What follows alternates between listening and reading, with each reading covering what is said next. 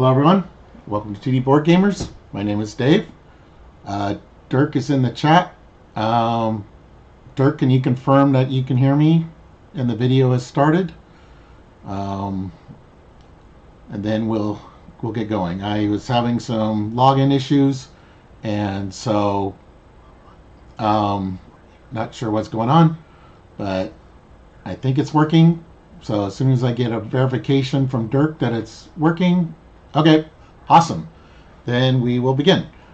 So last week, FFG did a live stream and they teased a new hero, and so that is what today's article is. So people can guess who it is, but if you didn't figure it out, it is Silk.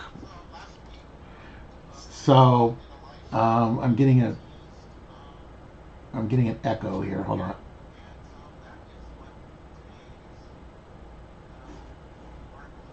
Hopefully, let me know if there's an echo or something coming up, Dirk. I'm hearing myself.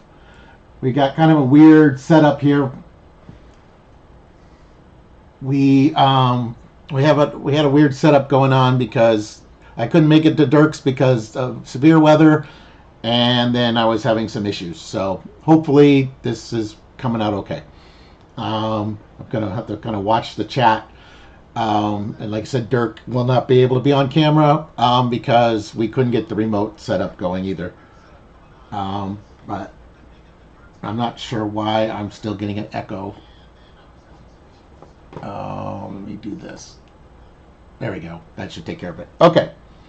So yeah, the hero is Silk. So during that, no, that didn't take care of it.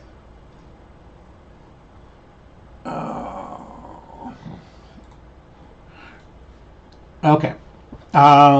So when they did the Agents of S.H.I.E.L.D., the original article back in September, they had silhouettes of heroes, and there was 4 of them, and they mentioned that there was some more S.H.I.E.L.D. agents and a couple of surprises. And one of the surprises was Black Panther Shuri, and this is the second surprise, so Silk. So Silk is coming in April along with Black Panther Shuri. And let's see what Dirk's saying. Oh, Dirk is just commenting on you're the one who couldn't get it set up, Dirk, so I'm blaming you and the weather. Anyways, so smooth as silk. See, you're making me read everything. That's what it is. Okay, something about the story doesn't add up. Cindy Moon. After being bitten by the same radioactive spider as Peter Parker and gaining similar spider powers, Cindy Moon spent years of her life isolated in a bunker to protect Earth from the ravenous spider hunters known as the Inheritors. Finally freed from that bunker, Cindy now fights crime on the streets of New York as both an investigative journalist and a web-slinging superhero, Silk. Fantasy Flight Games is thrilled to announce the Silk Hero Pack for Marvel Champions the card game. This latest addition to the game's Web Warrior roster swings into battle with this expansion pack, which introduces Silk as a new playable hero alongside her 15 signature cards. Packing a pre-built protection deck to keep her friends out of harm's way, you'll be able to use Silk's enhanced senses and quick reflexes to control the encounter deck from the moment you open the box. This pack also features a bonus modular encounter set starring Atlas of the Thunderbolts.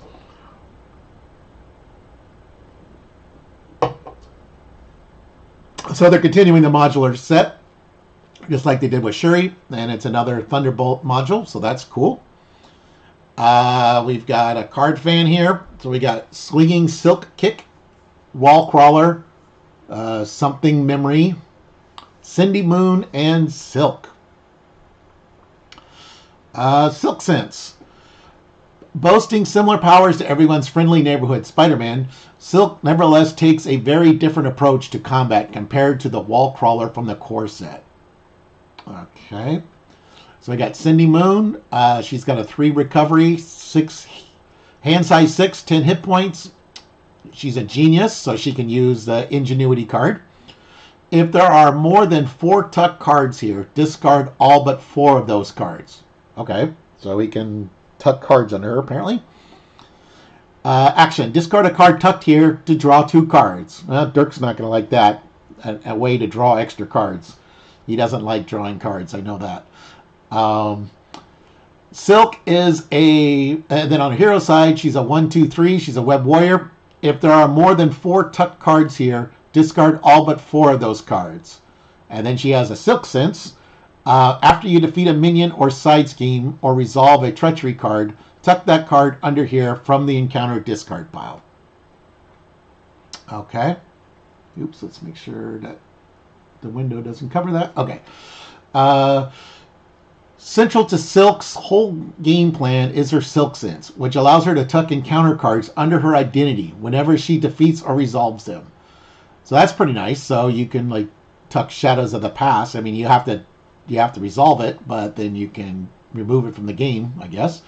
Tuck cards are placed face up, similar to an attachment. However, unlike attachments, tuck cards are not considered in play. This represents Silk's learning her opponent's tendencies and tells over the course of a scenario, making her a far more effective combatant over time. For example, when Silk attacks an enemy, her Spider Claws boost her attack power for each card tucked under her that matches that enemy's encounter set, designated in the bottom left corner of the card. Likewise, her Spider Reflexes can boost her already impressive defense stat for each tuck card that matches the encounter set of an enemy attacking her. In either case, the more you study a particular encounter set, the better Silk will be at countering the threats from that set. That's very interesting. Let's see what Dirk's comment. Her doesn't specify whether or not the discard is at random, but if sure. Okay. No, I think you can choose. I think you could choose which card. So Dirk was asking about. Yeah, it doesn't say discard a random card, so you could discard a card. So the thing that I'm seeing, and we'll look at these cards here in a second, what's important is what encounter set the cards that are tucked under, which these cards I think will explain that. Yeah. So her first card is Spider Claws. It's a 2-cost upgrade. When Silk makes a basic attack, exhaust Spider Claws. For this attack, she gets +1 attack for each card tucked under her from the same encounter set as the attacked enemy. This enemy gains piercing. So she's got a base attack of 2, and so if all 4 cards were from, say, the standards, well, it wouldn't be a standard. So from, Hydra Patrol or something, if you had all 4 from Hydra Patrol and you're taking on a Hydra Patrol minion, then you would do 6 damage to that Hydra Patrol minion. Okay, then Spider Reflexes, as soon as it cooperates. There we go. As a 2-cost upgrade, Spider Reflexes, when Silk defends, exhausts Spider Reflexes. For this attack, she gets +1 defense for each card tucked under her from the same encounter set as the attacking enemy. After this attack, tuck the top card of the encounter discard pile under Silk. So that's interesting. So you can rotate the cards that are under there. My first instinct is that you probably want to try to get at least 1 card from every encounter set. Or the modular, the main villain. You want to have cards from the villain set and the modular set. If the villain, because then you can defend against the villain if you put a lot of villain cards in. Or the minion set, if there's a lot of minions. So if there's not a lot of minions, then you could just you can pile up on the villain cards. Yeah. So yeah, if you're fighting a villain with no minions, then you're going to want all the villain cards under there. Let's see what Dirk's saying here. Yeah. So Dirk is commenting. Yeah, because I don't think the comments show up later afterwards. But so Dirk commented said she can potentially have a 7 defense without using any other cards. Yeah. So Nightcrawler, eat your heart out, I guess. Yeah. So a base 7 defense against the villain, and that's even not playing protection. So yeah, that's pretty amazing. All right. All this accumulates in Silk's eidetic memory, which allows her to swap a particularly nasty encounter card with something more manageable from among her tuck cards. Remember, since Silk can tuck away any minions she defeats, you could use this ability to swap the villain's worst treachery card with a tamer minion.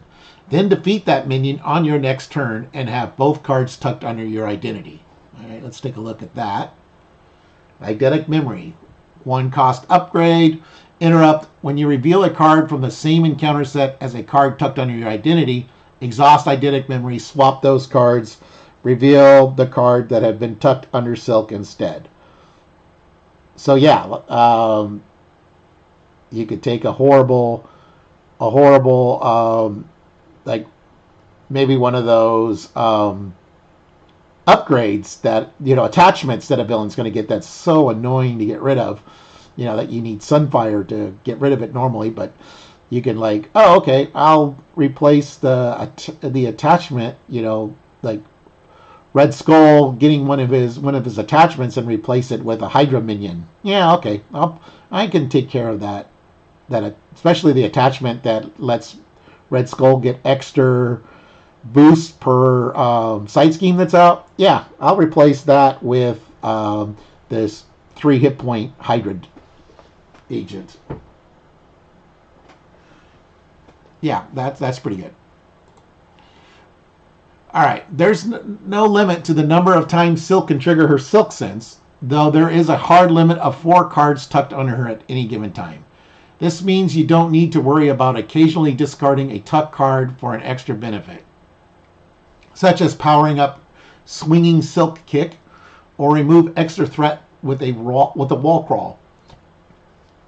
She's no slouch in alter ego form either, where her skills as a journalist comes into play. As Cindy Moon, she can spend a tuck card to draw 2 extra cards, potentially giving her more tools to work with. Her boss, J. Jonah Jameson, yay, he's in the game now, can help her get the scoop before she puts her silk suit back on.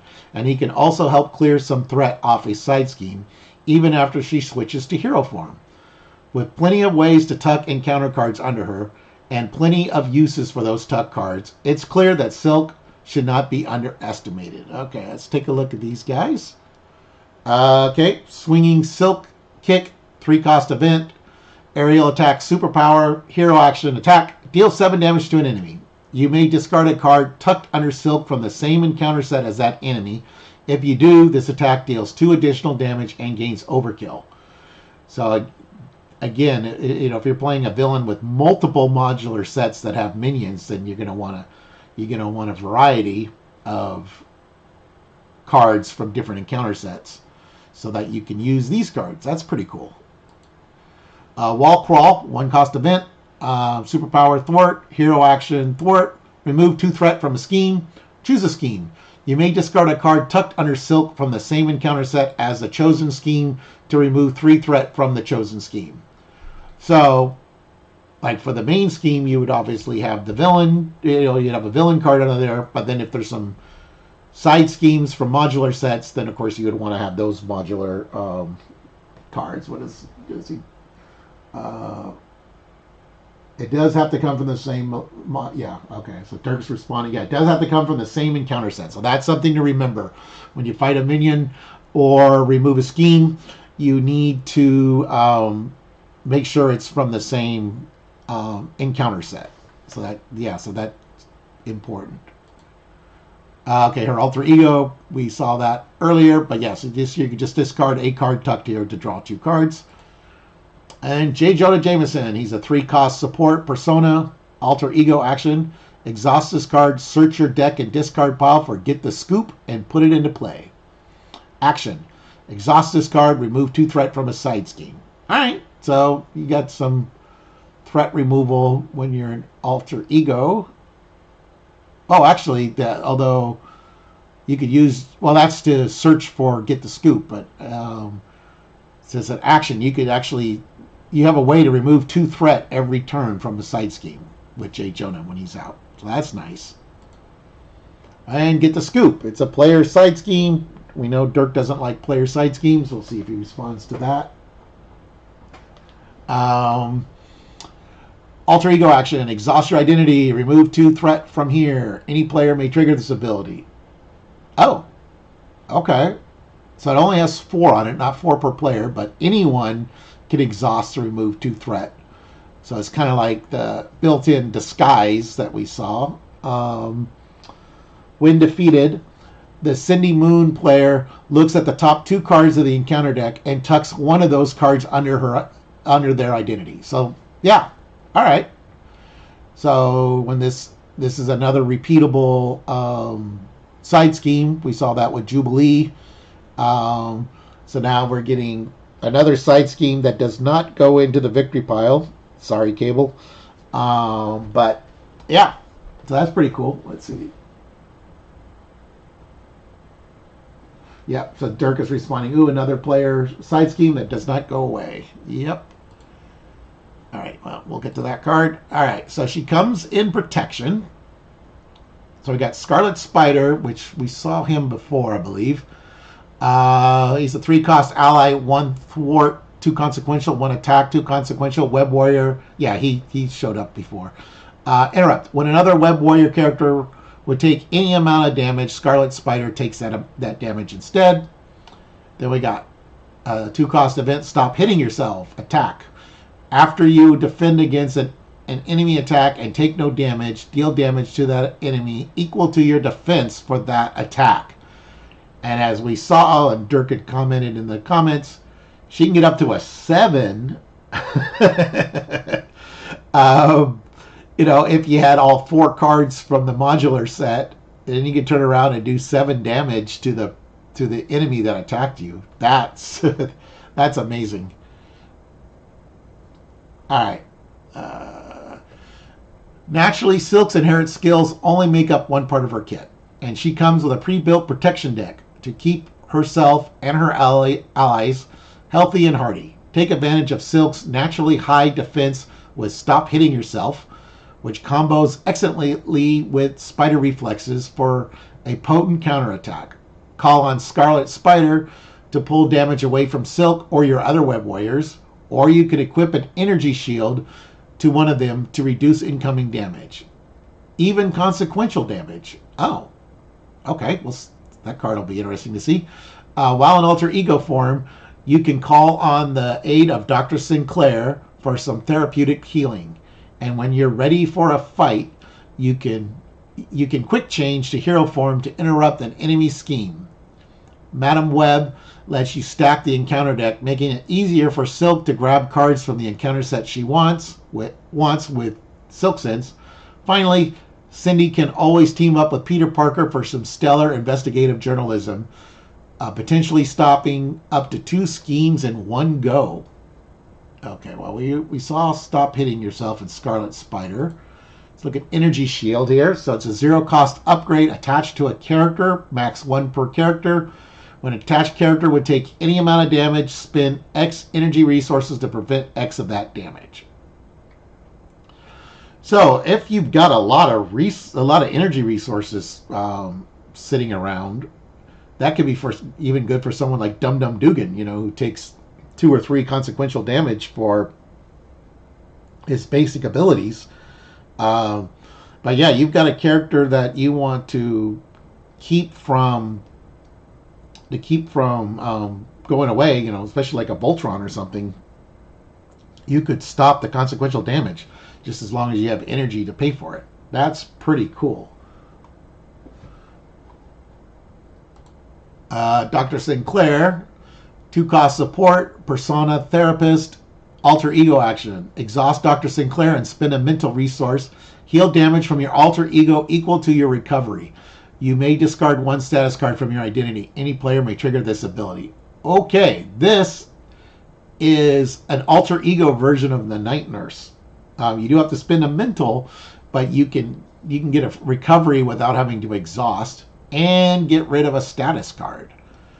That's pretty nice. Although she does, she gets exhausted, so she can only do it once per turn. But yeah, that's pretty cool. That's you're getting some therapy there to get rid of your stun and confuse, and you get a free recovery.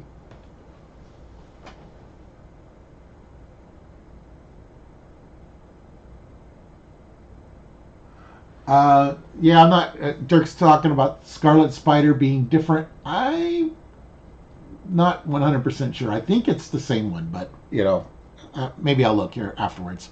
All right, then we got ready for a fight. One cost upgrade, preparation, requirement, strength. So you have to spend a strength to pay for this. When an enemy would scheme, discard ready for a fight, change to hero form. That enemy attacks you instead. So that's kind of cool. That's like the Colossus power that we saw, where he could jump in. So you could prevent an enemy from scheming, and you could actually do this when you could do this for someone else too, I guess. So if you're down and they're down, he's already schemed on you. You could prevent the main scheme from triggering twice, I guess. Yeah, so that's kind of nice, being able to jump in the way. And again, if Silk has a super high defense, hey, that's pretty good. Madam Web, Julia Carpenter version. She's a 3-cost ally, 2 thwart, 1 attack, 2 hit points. She's a web warrior. After Madam Web enters play, look at the top X cards of the encounter deck, where X is the number of web warrior cards you control. You may discard 1 card looked at this way and put the rest back in any order. So like the article said, you could stack the deck for what cards Silk can grab, but also you can also stack it for what boosts are going to come out during the villain phase. So yeah, that's pretty good.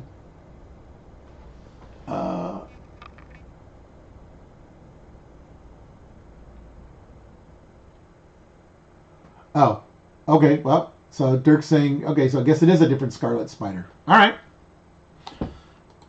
And then investigative journalism, 2-cost event. Team up Cindy Moon and Peter Parker. Alter ego interrupt. When an enemy would scheme, cancel that activation and confuse that enemy. Okay, that's pretty cool. Although both Cindy Moon and Peter Parker have to be an alter ego for it to trigger. Or you have a Peter Parker Spider-Man ally, but if we're playing 2 players as Silk and Spider-Man, they both would have to be down. But hey, when an enemy would scheme, cancel that activation and confuse that enemy. So that's pretty good. All right. Okay, then we're getting a modular encounter set, and I'm not sure how long Dirk's gonna want to hang out for this, because this does cut into one of the villain that was revealed. I don't know if you read through the Black Panther Shuri, but it kind of gives away one of the villain teams. But growing strong, as we mentioned earlier, the Silk Hero Pack also comes with a modular encounter set featuring Atlas of the Thunderbolts. So Atlas, he's a minion. A scheme of 0, 3 attack, 18 hit points with a star. He's Elite Thunderbolt. Villainous Victory 1. Atlas gets +2 hit points for each growth counter on him. Force response. After the villain phase ends, place 1 growth counter on Atlas. Okay. If there's one word to describe Atlas, it's big. Not only is he an elite minion with a colossal 18 hit points, he gets even more hit points the larger you allow him to grow. Let him get too big and he'll eventually grow invulnerable, altogether costing you the game. While Atlas is growing strong, you'll have to grow even stronger if you want any chance to take this Titan down. So grow invulnerable. So this is his side scheme. Place 1 additional threat here for each growth counter on Atlas. If Atlas has 10 or more growth counters on him, the players lose the game, and it starts with 5. So this is another loss condition, kind of like Dark Phoenix. Although this is not a permanent, thankfully. So, if Atlas is getting too many growth counters on him, you could just defeat the side scheme to avoid losing. That's pretty good. And then growing strong. Find Atlas and reveal him. If he's already in play, he engages you. Um, Atlas activates against you. If no enemy activated this way, this card gains Surge. So yeah, this is using the new find word, which say Atlas was in. I draw this card, and Atlas was engaged with Dirk originally. Now he engages me and activates against me. So for like if I'm playing Thor, that's great because I could draw 2 cards. But now now the Atlas is no longer engaged with Dirk. Boost, give the activating enemy a tough status card. All right. So this is the part where I don't know if Dirk's last comment was oops, I don't know if he left or not. But as an elite Thunderbolt minion, Atlas's encounter set can be used as part of the Thunderbolt scenario in Agents of S.H.I.E.L.D. Naturally, since it's still a modular encounter set in its own right, you can always choose to add it to any other scenario for some added challenges as well. So, the Thunderbolt scenario allows you to include any modules that has an elite Thunderbolt in it, like Atlas. So you choose the number of you choose a number of encounter sets based on the number of players plus 1. And we had 6 in the Agents of S.H.I.E.L.D. box. We got 1 in Shuri, and now we got 1 here. So we now have 8 Thunderbolt modules to choose from. And we still have 2 more heroes in this way. We don't know if we're going to get any more Thunderbolt modular sets or if there'll be other modular sets. But at least we have 8. And we got a nice picture of Cindy. Get the scoop. With her ability to learn and counter the threats of different encounter sets to maximum effect, Silk is a terrific hero and a fantastic addition to any team. Look forward to taking on the Agents of AIM with Silk when the Silk Hero Pack arrives in April. All right. So, yeah, I'm really looking forward to Silk. She's amazing. I was a little surprised in the Web Warrior wave when we didn't get Silk. So glad that she's here now. And it's cool that we're getting more for the Thunderbolts. And for those who are interested, I know Dirk's not interested in this, but for those who are interested, they did reveal the 5th villain, I won't say who it is here, on the live stream that they had today. So now we know all 5 villains for the box, which comes in just a couple of weeks now, about 3 weeks from now, from the date of this recording. I guess he did respond.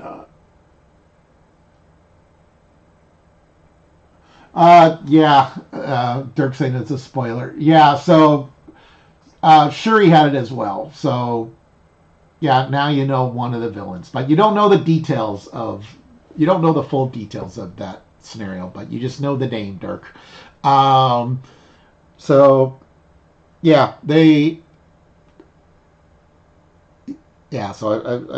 Dirk was watching, I guess. Okay. So he's plugging his ears. So I don't know if that's if he typed that when I was talking about that or not. Okay. Well, anyways, so that was Silk. She comes in April, I believe. April 18th. So we're back, hopefully, to the normal production where we have 2 heroes at a time. So Shuri and Silk should come in April, and then I suspect the other 2 heroes, which they haven't announced who they are yet, will come in June. So, and Agents of S.H.I.E.L.D. was supposed to be in February, but it got pushed back to early March. So we got Agents of S.H.I.E.L.D. in early March. We got Shuri and Silk in mid-April, and then the last 2 heroes of this wave should be in June. Okay, so thank you for watching, everyone. We're going to have to Dirk and I are going to have to work on the technical aspects to try to get him to join remotely. Because I was kind of hoping that he could help read some of this stuff and be able to comment as we went. But I got to see his comments, but unfortunately, I don't think the chat will be saved when you watch this later on. And last I checked, before I closed it, there was 3 people watching. So, yeah. So, I think we will sign off with that. So, thank you for watching, everyone. Please, if I can get it on camera, please like and subscribe and ring the notification bell.